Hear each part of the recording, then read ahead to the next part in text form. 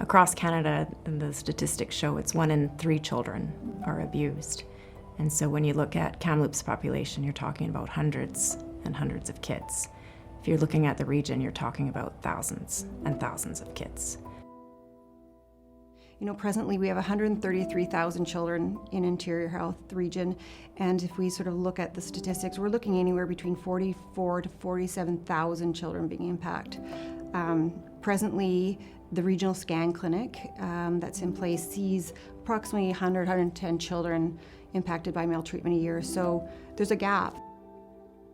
Research suggests that a child who is being victimized in some way, abused, to whatever level that is, will try or attempt to disclose that 3 to 5 times to someone who could potentially be someone who should be hearing what's being said, before someone actually hears what's being said and maybe does something with that. Research says a lot of children don't disclose for a variety of reasons. We know that children disclose at various times, and so, they may not disclose for a year.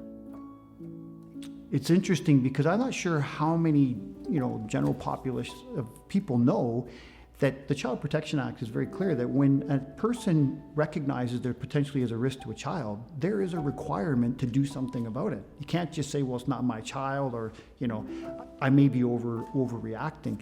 Overreacting is making sure people are safe, especially the young and vulnerable. So if we take it back to, so now I'm being heard, I'm the child, and I'm being heard. Someone's heard what I said, and I'm not even sure if it's really bad or not what's happening to me, but I know that I'm saying it. Something's happening now. All of a sudden, questions start asking. Everybody's treating me differently.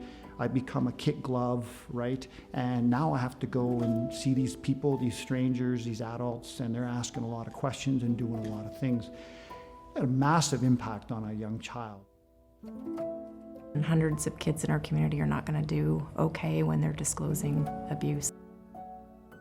We're spending so much time, and I'll say from a healthcare perspective, so much money goes into homelessness, mental health, substance abuse, and all those things that it'd be a rare occasion that we didn't sort of drill that down back to an event of child maltreatment or witnessing violence. Right now, the way the scan clinic works is that we have the medical doctors and our social worker under one roof, and then RCMP is under another roof, and MCFD is under another roof, and Crown Council's under another roof. So coming to a police station, the officer opens the door, it's a locked door, it's a secure area. Mom, you're going to stay there. Dad, you're going to stay there, whoever it is, and the small child walks through the doors.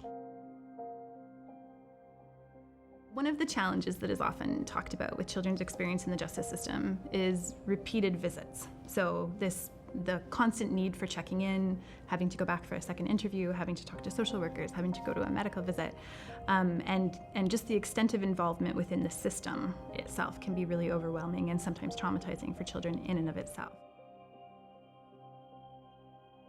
Right now, when a child does disclose, they often are sent to different places. They might be sent to the emergency department, they might be sent to the family physician, they might end up in a walk-in clinic, at least if we had one place where they could go. Kamloops, I think, is really on the forefront of responding to child abuse and child neglect in the community. And I think it's critical that we have that coordinated response, because otherwise pieces get missed and children can fall through the cracks.